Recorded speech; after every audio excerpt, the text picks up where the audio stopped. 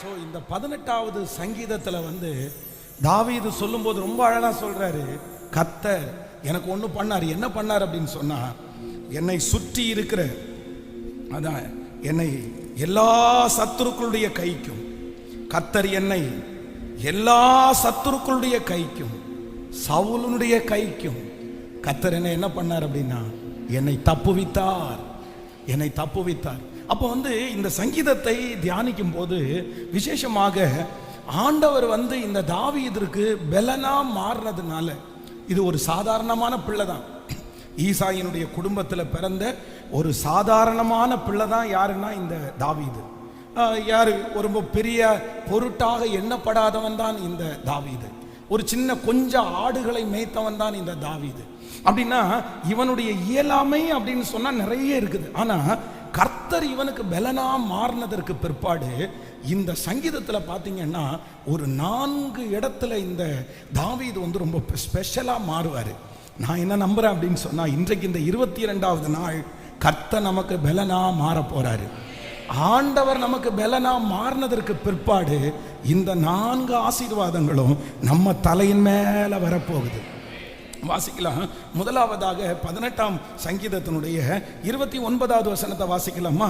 18ஆம் சங்கீதத்தினுடைய 29வது வசனத்தை வாசிக்கும் போது, உம்மாலே நான் ஒரு சேனைக்குள் பாய்ந்து போவேன், என் தேவனாலே ஒரு மதிலை தாண்டுவேன். உம்மாலே நான் ஒரு சேனைக்குள் பாய்ந்து போவேன். உம்மாலே நான் ஒரு சேனைக்குள் பாய்ந்து போவேன். நல்லா கவனிச்சுங்க ஆண்டவருடைய பிள்ளைகளே, எல்லாரும் கவனிங்க. பொதுவாக யுத்தம் பண்ணுகிற சேனை அப்படின்றது நமக்கு நிறைய பேருக்கு தெரியும். அது எப்படி இருக்கும் அப்படின்னு சொன்னா, அப்படியே கிரௌடா நிற்பாங்க, லைன் லைனா அப்படியே நிற்பாங்க. ஆனா அது என்ன அப்படின்னு சொன்னா, எதிரி நாட்டில் உள்ளவங்களும் லைனா நிற்பாங்க, இங்கே இருக்கிறவங்களும் லைனா நிற்பாங்க. ஆனா அதுல யாராவது ஒருத்தர் என்ன பண்ணணும் அப்படின்னு சொன்னா, ஃப்ரெண்டில் ஃபர்ஸ்ட் முதல்ல போறாங்க பாருங்களேன். எதிரி நாட்டில் இருக்கிற அம்புகள், எதிரி நாட்டில் இருக்கிற பட்டயங்கள் பின்னாடி இருக்கிறவர்கள் மேல ரொம்ப கவனம் செலுத்த மாட்டாங்க.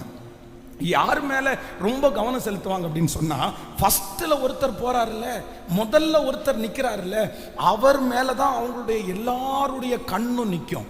ஆனா அதுல இருக்கிறதுலே அந்த யுத்த வீரன் ஒருத்தர், தைரியசாலியான ஒரு நபர், பெரிய பெலனான ஒருத்தர் அந்த கூட்டத்திலேயே யார் அப்படின்னு சொன்னா, யாருமே களத்துல இறங்குறதுக்கு முன்னாடி அந்த ஃபர்ஸ்ட் போவாரு பாருங்களேன்.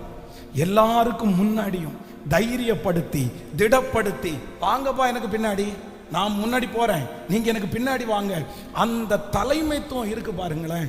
இந்த சங்கீதக்காரனுக்கு ஆண்டவர் கொடுக்கிற ஃபர்ஸ்ட் ஆசீர்வாதம் என்ன அப்படின்னா, என் ஆண்டவர் எனக்கு பெலனா இருக்கிறதுனாலே உம்மாலே ஒரு சேனைக்குள் பாய்ந்து போவேன், பாய்ந்து போவேன். நான் நம்புறேன், நம்பர் 1, கர்த்தர் நமக்கு கொடுக்கிற முதல் ஆசீர்வாதம் என்னன்னா, கர்த்தர் நமக்கு பெலனா மாற போறாரு. ஆண்டவர் நமக்கு பெலனாய் மாறுவதனால கர்த்தர் நம்ம எங்க வைக்க போறாருன்னா, நீங்களும் நானும் நிறைய பேரு முன்னணியிலே நிற்க போகிறோம். கர்த்தர் நம்மளை முதன்மையானவர்களாய் கர்த்தர் நிறுத்த போகிறார். உங்க குடும்பத்தில் நீங்க கடைசியா பிறந்திருக்கலாம், உங்க குடும்பத்தில் நீங்க இடையில பிறந்திருக்கலாம். ஆனா ஆண்டவர் இன்னைக்கு வாக்கு கொடுக்கிறார், உங்க குடும்பத்தில் உங்க வம்சத்தில் கர்த்தர் உங்களை முதன்மையான இடத்துல வைக்க போறாரு, ஃபர்ஸ்டான இடத்துல வைக்க போறாரு. இன்னைக்கு நீங்க பின்தங்கிய இடத்துல இருக்கலாம், இன்னைக்கு நீங்க பின்னாடி கிடக்கலாம், இன்னைக்கு யாருமே மதிக்க முடியாத அளவுக்கு இருக்கலாம், இன்னைக்கு எல்லாருமே உங்களை தேற்றுகிற அளவுக்கு இருக்கலாம், உங்களுக்கு உதவி செய்கிற அளவுக்கு இருக்கலாம். ஆனால் கர்த்தர் ஈசாயினுடைய குடும்பத்தில் தாவீது என்கிற ஒரு மனுஷனை கர்த்தர் பலப்படுத்தினதுனால அத்தனை யுத்த வீரர்களுக்கு முன்பாகவும் தாவீதை குறித்து வேதம் சொல்லுகிறது, உம்மாலே நான் ஒரு சேனைக்குள் பாய்ந்து போவேன், பாய்ந்து போவேன். நிறைய பேர் தயங்கி நிற்கிற பிரச்சனையில நீங்க தாண்டி போவீங்க. நிறைய பேர் பயந்து கொண்டிருக்கிற அந்த காரியத்துல கர்த்தர் உங்களுக்கு புது பலனை கொடுத்து அந்த பிரச்சனைக்குள்ள நீங்க தாண்டி போய், ஆமென், கர்த்தர் உங்களுக்காக வைத்திருக்கிற அந்த ஆசீர்வாதத்தை பெற்றுக் கொள்ளுவீர்கள். ஆமென். உம்மாலே நான் ஒரு சேனைக்குள் பாய்ந்து போவேன்.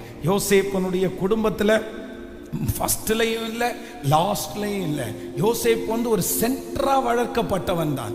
கடைசி மகன் பென்யமீன், ஃபர்ஸ்ட் மகன் ரூபன். ஆனா இதுக்கு இடையில எத்தனையோ பிள்ளைகள் இருக்கிறார்கள். அதுல இடையில இருக்கிறவன் தான் ஒருத்தன் யோசேப்பு.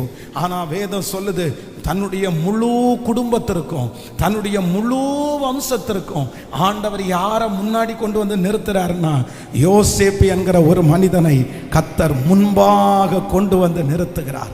நான் இன்றைக்கு கர்த்தருடைய வார்த்தையை சொல்றேன். நீங்க எத்தனை பேர் நம்புறீங்கன்னு எனக்கு தெரியல, எத்தனை பேருக்கு இது ஃபெய்த்தா இருக்குன்னு தெரியல. உங்க குடும்பம், உங்க பிள்ளைகள் முன்னணியிலே நிற்கிற காலம் சீக்கிரமாய் வரப்போகிறது. ஆண்டவர் உங்களை முன்னாடி நிற்க வைக்க போறாரு. யுத்தத்தில் நீங்க முன்னாடி நிற்க போறீங்க. ஓ ஹalleluya!